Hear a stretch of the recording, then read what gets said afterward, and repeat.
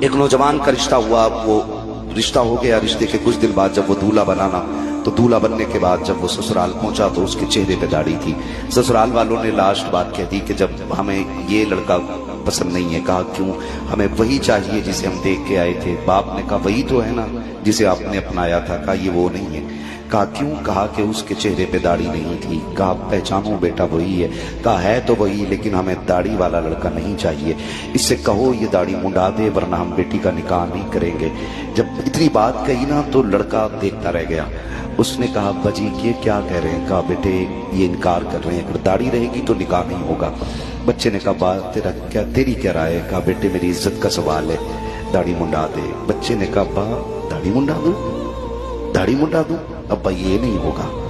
ابا نے کہا بیٹے پھر رکھ لینا، آج تو منڈا دینا، نکاح ہو جائے گا پھر کون روک لے گا، رکھ لینا داڑھی۔